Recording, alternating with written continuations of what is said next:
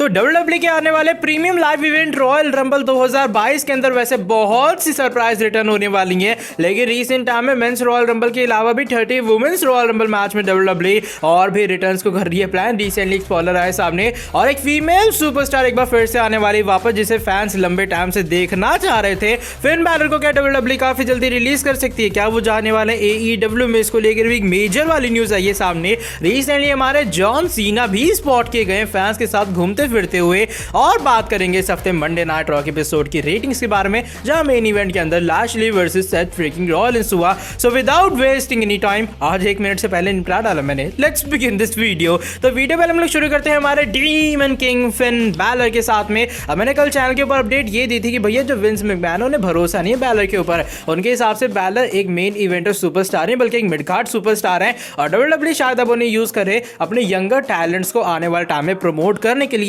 अब इसको लेकर और भी काफी सारी एडिशनल डिटेल्स आई हैं सामने रिंग साइड न्यूज की तरफ से। काफी लोग ये पूछ रहे थे क्या इसका मतलब ये कि फिन बैलर रिलीज हो सकते, क्या इसका मतलब ये फिन बैलर जा सकते हैं AEW के अंदर? तो इसको लेकर कुछ एडिशनल डिटेल्स आती हैं सामने रिंग साइड न्यूज की तरफ से। रिंग साइड न्यूज ये बात रिवील करता है कि विंस मैकमैन को शुरुआत से बैलर के ऊपर भरोसा नहीं था। अगर आपको याद हो कि बैलर हमारे फर्स्ट टाइम यूनिवर्सल चैंपियन बने थे समर स्लैम के अंदर, तो उसी टाइम विंस मैकमैन को ये लग रहा था क्या ये इंसान टाइटल को, मेन टाइटल को कैरी कर पाएगा, कि हमारी कंपनी को आगे ले जा पाएगा। तो वहीं से WWE के अंदर डाउट था, विंस के अंदर डाउट था, लेकिन उसके बाद उन्हें इंजरी वगैरह हो गई, तो भाई तब से पता ही नहीं लगा क्या बैलर के अंदर एक्चुअल वो कैलिबर है या फिर नहीं। लेकिन अपडेट ये भी आती है सामने कि WWE ये भी नहीं चाहती कि फिन बैलर अपनी कंपनी को लीव कर दे और वो चले जाए AEW के अंदर। इवन बताया जा रहा है काफी सारे लोगों का, इवन AEW में मानना ये है कि फिन बैलर एक और WWE का वैसे सुपरस्टार है जो कि कंपनी को लीव करेगा और वो आ जाएगा हमारी AEW कंपनी में। लेकिन WWE क्या चाहती है कि भैया आपकी सारी बेसिक नीड्स नहीं बल्कि सारी, मतलब बड़ा कॉन्ट्रैक्ट हो, आपको ऐशो आराम मिले, सारी नीड्स आपकी पूरी होंगी,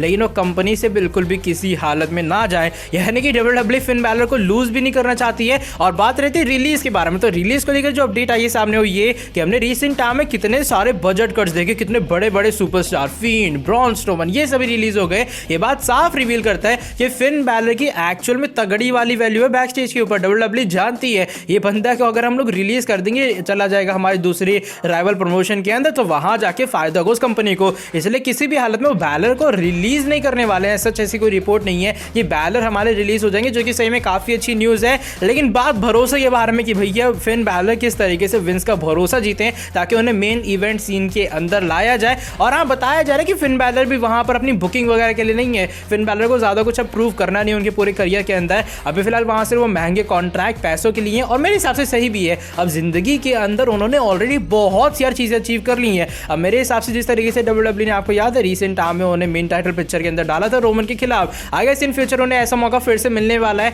और भाई बाकी आने वाले टाइम में पता लगेगा धीरे धीरे करके किस तरीके से अपने फिन बैलर शायद विंस का भरोसा जीत ही ले जाए। लेकिन ये कुछ अपडेट आती है सामने। पहली बात, वो रिलीज तो नहीं होने वाले हैं। दूसरी बात है WWE के अंदर उनकी तगड़ी वाली इंपॉर्टेंट वैल्यू है और वो बिल्कुल भी नहीं चाहते कि फिन बैलर हमारे AEW के अंदर जाए। और थर्ड और द मोस्ट इंपॉर्टेंट पॉइंट, जो बैलर का WWE कॉन्ट्रैक्ट है, ऐसे सस्ता मोटा छोटा मोटा सा कॉन्ट्रैक्ट नहीं है, बल्कि एक बहुत ही बड़ा महंगा वाला कॉन्ट्रैक्ट है। और ये वो मेन रीजन है कि फिन बैलर WWE के अंदर ही काम करना चाहते हैं, कि फिन बैलर WWE से कहीं भी और नहीं जाना चाहते। बाय द वे, आज की जो हमारी नेक्स्ट अपडेट है वो जुड़ी इस हफ्ते मंडे नाइट रॉ के एपिसोड की रेटिंग के बारे में। इस हफ्ते का जो मंडे नाइट रॉ का शो था, शो पर काफी सारी चीजें होती है, लेकिन बात करते हैं अल्टीमेटली व्यूअरशिप के बारे में। हमने देखा अटेंडेंस भाई कितनी ज्यादा कम आई थी। अब जो व्यूअरशिप आई है उसके अंदर भी थोड़ा सा डाउनफॉल आया। इस हफ्ते जो व्यूअरशिप है वो ये 1.613 मिलियन व्यूअर्स, और डेमोग्राफिक रेटिंग पिछले हफ्ते के मुकाबले बढ़ी है और डेमोग्राफिक रेटिंग पहुंच गई है 0.43 मिलियन, 0.43 डेमोग्राफिक रेटिंग्स तक। अगर मैं बात करूं यहां पर इससे पिछले हफ्ते के बारे में, वहां पर 1.632 मिलियन व्यूअरशिप आई थी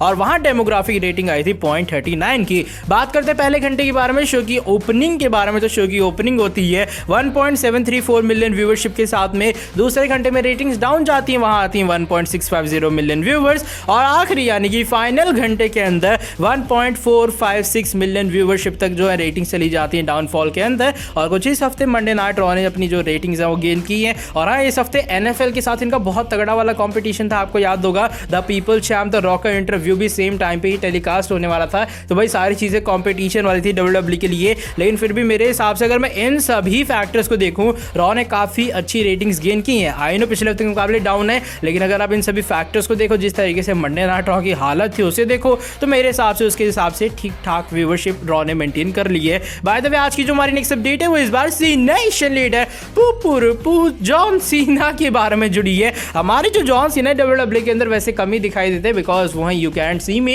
लेकिन रिसेंट टाइम में फैंस के साथ कोलंबिया के अंदर वो हमें स्पॉट की गई हैं और जो रिसेंट टाइम में उनकी फोटोज आई हैं सामने वो आप लोग देख पा रहे होगे। आई नो इसके अंदर आपको जॉन सीना के अलावा पूरी दुनिया दिख रही होगी, पीछे वाला बैकग्राउंड दिख रहा होगा, आपको उसका पड़ोसी दिख रहा होगा जो कि फोटो खिंचा रहा है सीना के साथ में, लेकिन अनफॉर्चुनेटली आपको सीना नहीं देखने के लिए मिल रहे हैं because he is you can't see me.